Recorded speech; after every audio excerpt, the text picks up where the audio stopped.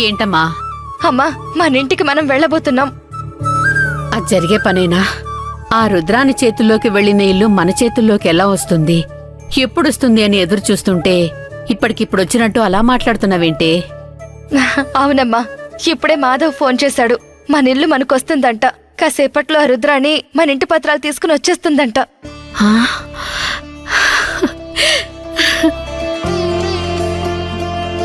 నిజమేనా? ఎంతటి శుభవార్త చెప్పావమ్మా. మళ్ళీ మన ఇంట్లోకి ఎప్పుడు అడుగు పెడతామా, మళ్ళీ మన ఇంటి మీద హక్కు మనకెప్పుడు వస్తుందా అని రోజు బాధపడుతూనే ఉన్నానే. ఎంత త్వరగా మన ఇంటికి వెళ్తామని నేను అస్సలు అనుకోలేదు. ఇది కళా నిజమా అన్నట్టుంది. లేదమ్మా, మాధవ్ చెప్పాడంటే ఖచ్చితంగా నమ్మొచ్చు. కాసేపట్లో ఆ రుద్రాణి వస్తుందంట. మాధవ భూమి కూడా వచ్చేస్తున్నారు. ఒక్క అరగంట ఆగు, మన ఇంటి కాగితాలు మన చేతుల్లో ఉంటాయి.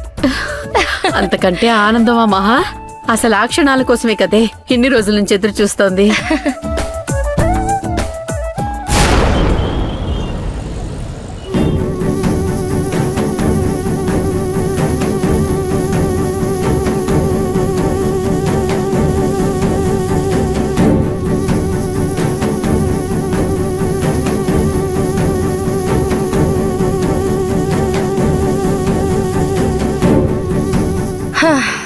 రుద్రాణి గారు, మొత్తానికి ఇల్లు వెతుక్కుంటూ వచ్చారుగా.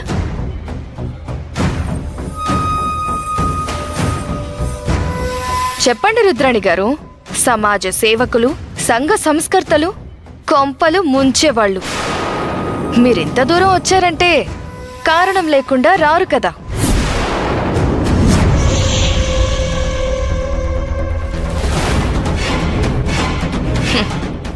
చూసావా, దీన్నే కర్మ సిద్ధాంతం అంటారు. ఎదుటి వాళ్ళకి మంచి చేస్తే ఏదో రూపంలో మనకి మంచి జరుగుతుంది. చెడు చేస్తే చెడు కూడా తిరిగి మనల్ని వెతుక్కుంటూనే వస్తుంది.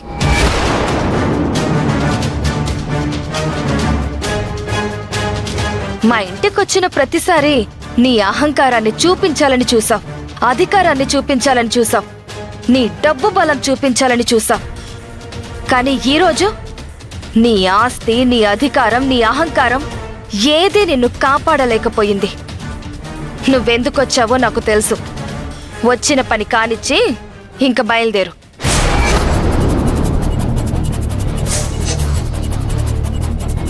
నువ్విక్కడ ఎక్కువసేపు ఉండడం మాకు కూడా ఇబ్బందిగానే ఉంది.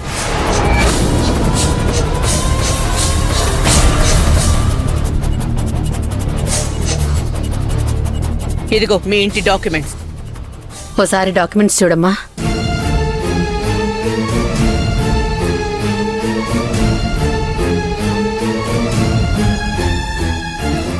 పొరపాటు జరిగింది. ఏది మనసులో పెట్టుకోకుండా ఇక్కడితో అన్ని వదిలేయండి. మన కష్టంతో మనం ఉండాలి అనుకుంటే జీవితం ఆనందంగా ఉంటుంది.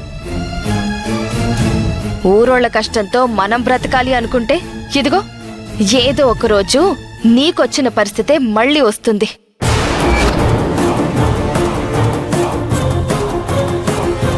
ఇక నుంచైనా అవతలి వాళ్ల సొమ్ముకి ఆశపడకుండా కష్టపడి బ్రతకడం నేర్చుకో. వెళ్ళు.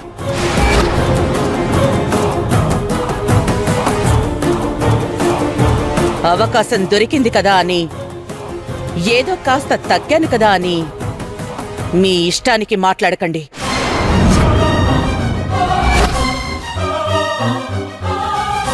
ఈ రుద్రాణి అడుగు వెనక్కి వేసింది అంటే 4 అడుగులు ముందుకి వేస్తుంది.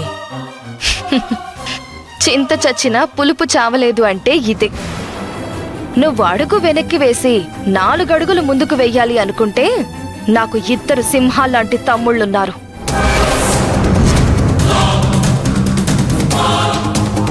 నువ్వు 4 అడుగులు వేసేలోపు వాళ్ళు 40 అడుగులు ముందుకు వేస్తారు. అన్ని రోజులు ఒకేలాగా ఉండవు రుద్రాణి. ఇప్పుడైనా కాస్త అహం తగ్గించుకో.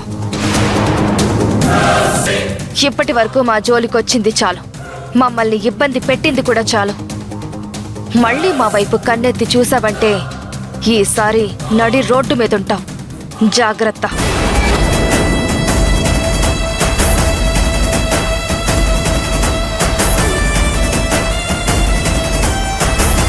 ఇంతకుముందు నువ్వేదైనా చెయ్యడానికి మా అలేఖ్య నీ వైపు ఉండేది కాబట్టి నువ్వనుకున్నది చెయ్యగలిగావు. ఇప్పుడు అలేఖ్య కూడా తన తప్పు తెలుసుకుని మా వైపే నిలబడింది. అందుకే ఏదైనా చెయ్యాలన్న ఆశ చంపేసుకో. ఆ ఆశ బ్రతికిందంటే అది నిన్నే బలిస్తుందని గుర్తుపెట్టుకో. వెళ్ళు. దేవుడెప్పుడు మంచివాళ్ల పక్షానే ఉంటాడు అనడానికి ఇదే ఉదాహరణ. ఆ దేవుడి దయవల్ల మా ఇంటి పేపర్లు మాకొచ్చాయి. దీనికి కారణం భూమి మాధవ్లే.